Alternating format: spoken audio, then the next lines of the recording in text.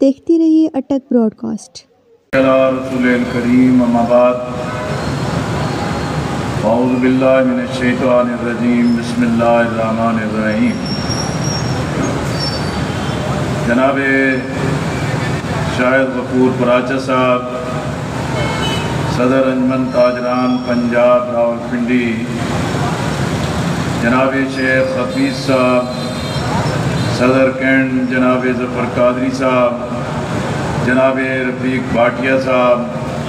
جناب احسان قریشی صاحب اور جناب راجہ جواد صاحب،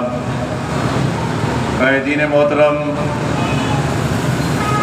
اور میرے بہت ہی عزیز بھائیوں، عزیز نوجوانوں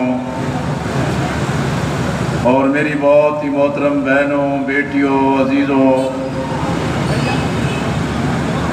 میں تمام تاجر برادری کا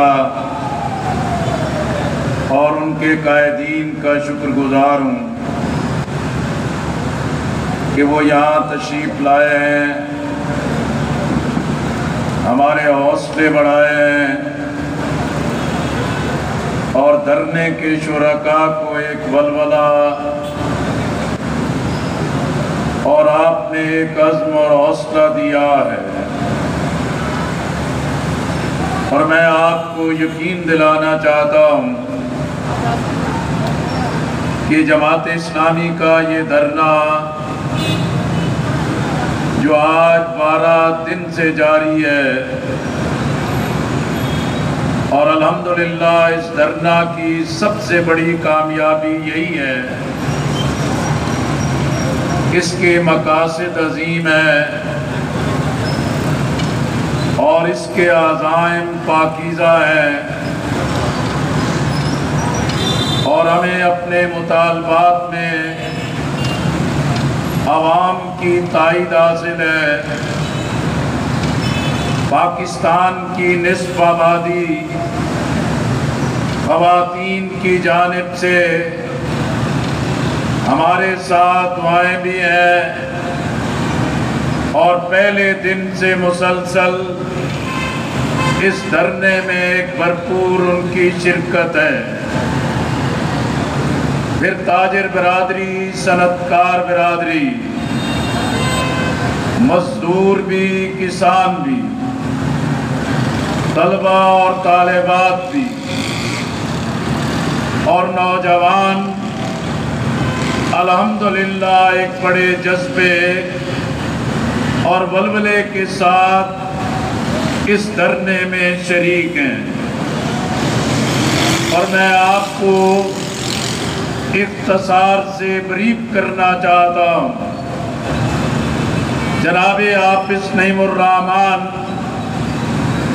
امیر جماعت اسلامی پاکستان، جو آج ان سیاسی بحرانوں میں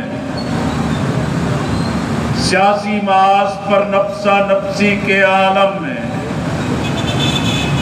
پاور پالیٹکس کے مفادات کے ظلم کے سمندر میں وہ عوام کے لیے ایک مسیحا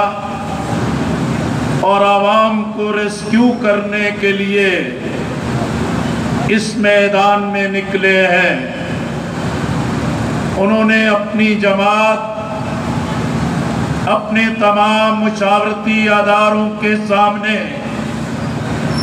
یہ بات پوری وضاحت کے ساتھ کی کہ ہم یہ جدوجہد، ہم یہ تحریک جماعت کے مفاد کے لیے نہیں، جماعت کے ایجنڈے کے لیے نہیں، جماعت اسلامی کے کوئی مقاصد کی تکمیل کے لیے نہیں، یا ہم محض سیاست اور محض لوگوں کے ساتھ ایک کھیل تماشے کے لیے نہیں، بلکہ آج جب جماعتیں، قیادتیں عوام سے لا تعلق ہے اور پاکستان کے عوام ملک کے مستقبل سے مایوس ہو رہے ہیں اور ان کے اندر حالات نے اس قدر لا تعلقی پیدا کر دی ہے کہ کوئی بھی معاملہ عوام کے لیے اس لیے اہمیت نہیں رکھتا کہ گھر کا چولہا نہیں جلتا، اولاد کی پرورش نہیں ہوتی، باعزت زندگی نہیں مل رہی، دن رات محنت کی جاتی ہے، محنت کا صلہ نہیں ملتا، پیداواری لاگت اس قدر بڑھ گئی ہے کہ اس معاشی نظام کو چلانا عملاً ممکن نہیں ہے۔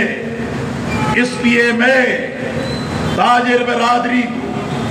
جہاں خوش آمدید کہتا ہوں اور انہیں یقین دلانا چاہتا ہوں، یہ دھرنے کے شرکاء، یہ جماعت اسلامی کے وابستگان، یہ جماعت اسلامی کے نوجوان، یہ جماعت اسلامی کی خواتین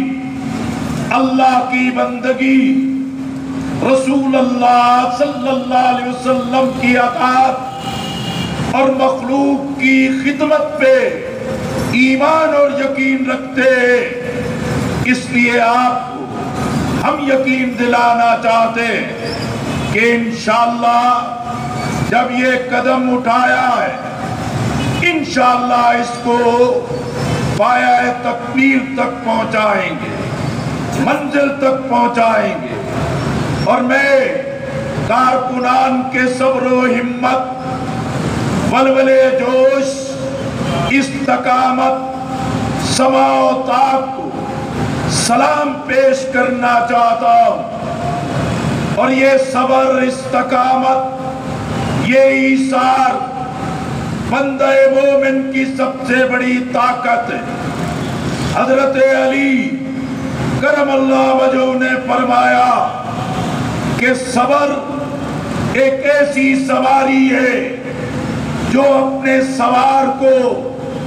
گرنے نہیں دیتی، اور اپنے سوار کو صرف گرنے نہیں دیتی، وہ کسی کے قدموں اور کسی کی نظروں سے بھی نہیں گرنے دیتی۔ انشاءاللہ یہ صبر و استقامت پاکستان کے عوام کے لیے خیر اور ریلیف کا ذریعہ بنے گا۔ آپ دیکھ رہے ہیں بنگلہ دیش کے حالات نے ہر ملک کے حکمرانوں کے لیے خطرے کی گھنٹیاں بجا دی ہیں۔ ہم مانتے ہیں ہر ملک کی سیاست اپنی ہے، ہر ملک کے عوام کی اپنی ترجیحات ہے، لیکن بنگلہ دیش سے پاکستان کی خاص محبت ہے۔ ہمارے دکھ سکھ، ہماری خوشیاں اور غم ہم اس میں سانجھے ہیں، اور بنگلہ دیش جس کے طلباء اور جوانوں نے ایک تاریخ رقم کر دی ہے، ہم خیر مقدم کرتے ہیں۔ بنگلہ دیش کے طلباء اور نوجوانوں نے فوجی حکمرانی قبول کرنے سے انکار کیا ہے، اور طلباء نے اپنے ملک کے عوام کی ترجمانی کا حق ادا کیا ہے۔ اور میں بنگلہ دیش کے عوام کے ساتھ، جوانوں کے ساتھ، طلباء کے ساتھ، پاکستان کے عوام کی طرف سے یکجہتی، محبت اور وحدت کا اظہار کرتا ہوں۔ مجھے یاد ہے بنگلہ دیش میں جو خون بہا گیا، دو قومی نظریے پاکستان کی حفاظت کے لیے، لیکن اس خون کو اس دیار عشق میں بھلا دیا گیا، لیکن آج وہی خون دیار مقتل میں سرخرو ہوا ہے، اور ہم سمجھتے ہیں اسماعیل ہانیہ کی شہادت ہو، مقبوضہ کشمیر میں کشمیریوں کی استقامت ہو، بنگلہ دیش میں عوام کی بیداری ہو، ہندوستان بھی، امریکہ بھی، اسرائیل بھی، برطانیہ بھی دنیا میں رسوا ہو رہے ہیں۔ بس میں آپ سے کہنا چاہتا ہوں، ہمارا چارٹر یہی ہے، بجلی کے بل ناقابل برداشت ہے، پٹرول کی قیمت ناقابل برداشت ہے، یہ دونوں قیمتیں پاکستان کی معیشت کو، تجارت کو پانچ کر رہی ہے۔ میں یہ کہنا چاہتا ہوں،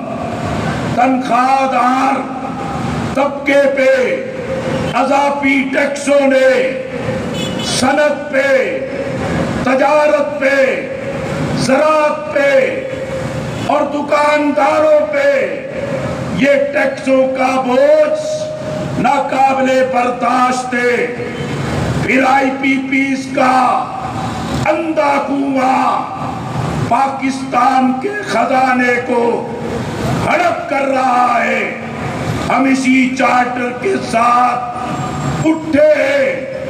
حکومت نے مذاکرات کیے، پھر کمیٹی لاپتہ ہو گئی،